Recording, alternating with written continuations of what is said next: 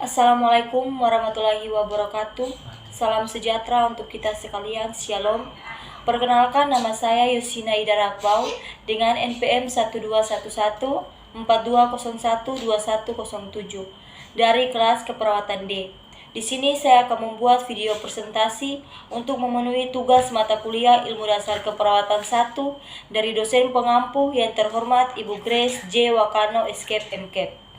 Saya mahasiswa program studi keperawatan Fakultas Kesehatan Universitas Kristen Indonesia Maluku tahun 2021. Di sini saya akan menjelaskan tentang anatomi fisiologi sistem endokrin. Sistem endokrin adalah suatu sistem dalam tubuh manusia yang bertugas untuk melakukan sekresi atau memproduksi hormon yang berfungsi untuk mengatur seluruh kegiatan organ-organ dalam tubuh manusia sesuai dengan yang dibutuhkan organ tersebut. Kelenjar terdiri dari dua tipe, yaitu endokrin dan eksokrin. Kelenjar endokrin melepaskan sekresinya langsung ke dalam darah. Kelenjar endokrin terdapat pada pulau Langerhans, kelenjar gonak atau ovarium dan testis, kelenjar adrenal, hipofise, tiroid, dan paratiroid.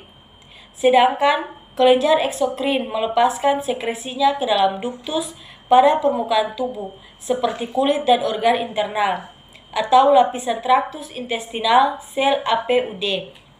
Fungsi dari kelenjar endokrin adalah mengontrol dan merangsang aktivitas kelenjar tubuh, merangsang permukaan jaringan, menghasilkan hormon-hormon yang dibutuhkan oleh organ-organ tertentu, mengatur oksidasi dan metabolisme.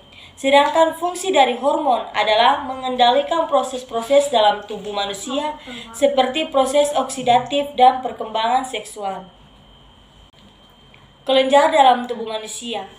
Di dalam tubuh manusia terdapat 8 kelenjar endokrin yang masing-masing berperan dalam menghasilkan hormon-hormon tertentu sesuai dengan kebutuhan tubuh. Kelenjar-kelenjar tersebut adalah sebagai berikut. Yang pertama, kelenjar hipofisis. Hipofisis atau disebut juga glandula pituitariaria terletak di sela turcica, lekukan otes sphenocidale, basis krani, berbentuk oval dengan diameter kira-kira 1 cm. Hipofisis dikenal sebagai master of gland karena kemampuan hipofisis dalam mempengaruhi atau mengontrol aktivitas kelenjar endokrin lain dengan menghasilkan bermacam-macam hormon untuk mengatur kegiatan kelenjar endokrin lainnya. Terletak di bagian otak besar. Kelenjar hipofisis dibagi menjadi 3 bagian berdasarkan letaknya, yaitu bagian depan atau anterior, bagian tengah atau sentral, dan bagian belakang posterior. Kelenjar hipofisis anterior menghasilkan beberapa macam hormon, yaitu hormon somatotropin, hormon titotropin, hormon laktogenik, dan hormon gonadotropin. Sedangkan kelenjar hipofisis tengah hanya memproduksi satu hormon yang disebut dengan melanosis stimulating hormone atau yang disebut MSH. Sedangkan kelenjar hipofisis belakang menghasilkan 2 macam hormon, yaitu hormon vasopresin dan hormon oksitosin.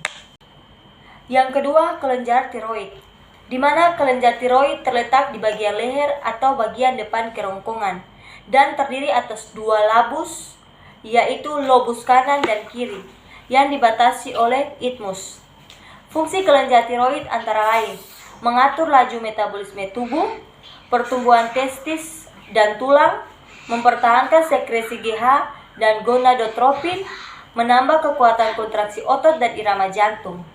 Kelenjar ini menghasilkan 2 bentuk hormon, yaitu hormon tiroksin yang berfungsi untuk mengatur pertumbuhan dan perkembangan tubuh manusia, mengatur aktivitas saraf, dan juga mengatur metabolisme organik.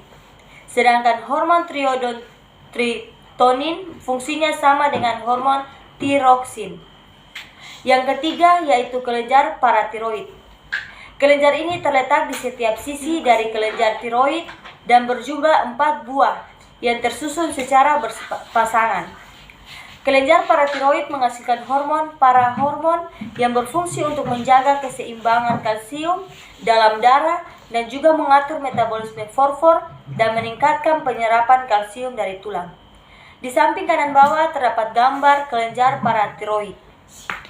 Berikut Keempat, kelenjar anak ginjal atau adrenal suprarenal, di mana kelenjar adrenal terletak di kutub atas kedua ginjal.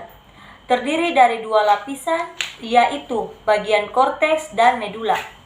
Bagian korteks atau bagian luar menghasilkan hormon kortison yang terdiri dari 1.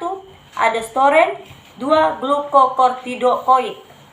Aldosteron berfungsi untuk membantu metabolisme garam natrium dari kalium serta menjaga keseimbangan hormon kelamin. Glukokortikoid berfungsi membantu metabolisme karbohidrat. Kelebihan hormon kortison menyebabkan penyakit Addison yang ditandai dengan kelelahan, nafsu makan berkurang, mual, dan muntah-muntah. Di sebelah kanan atas terdapat gambar kelenjar anak ginjal. Bagian dalam atau medula menghasilkan hormon adrenalin yang mengatur peningkatan denyut jantung, kecepatan pernafasan, dan meningkatkan tekanan darah. Adrenalin bersama insulin berpengaruh terhadap perubahan glikogen atau gula dalam otot menjadi glukosa atau gula dalam darah. Yang berikut 5 kelenjar pulau-pulau Langerhans. Kelenjar pulau-pulau Langerhans merupakan sekelompok sel yang terletak di dalam kelenjar pankreas. Hormon yang dihasilkan adalah insulin dan glukagon. Hormon insulin dan glukagon bekerja sama untuk mengatur kadar gula dalam darah. Bila kadar gula dalam darah tinggi, insulin disekresikan sehingga glukosa menjadi glikogen. Sebaliknya, jika kadar gula dalam darah rendah atau menurun, glukagon disekresikan akan menjadi glikogen menjadi glukosa. Kekurangan hormon insulin yang akan menyebabkan penyakit diabetes mellitus atau yang biasa dikenal dengan kencing manis, yang ditandai dengan meningkatnya kadar glukosa dalam darah. Kelebihan glukosa akan dikeluarkan bersama urin. Yang keenam, kelenjar gonad atau kelenjar reproduksi. Kelenjar gonad terbentuk pada minggu-minggu pertama gestasi dan tampak jelas pada minggu pertama. Kelenjar ini disebut juga dengan kelenjar reproduksi karena produknya yang berhubungan dengan alat reproduksi manusia.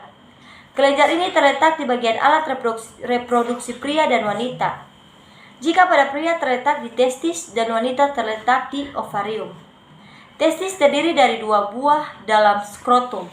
Testis mempunyai 2 fungsi, yaitu sebagai organ endokrin, ovarium, dan reproduksi. Ovarium berfungsi sebagai organ endokrin dan reproduksi. Sebagai organ endokrin, ovarium menghasilkan sel telur atau ovum yang setiap bulannya pada masa ovulasi siap dibuahi sperma. Beberapa macam hormon yang dihasilkan oleh kelenjar ini antara lain hormon estrogen dan hormon androgen.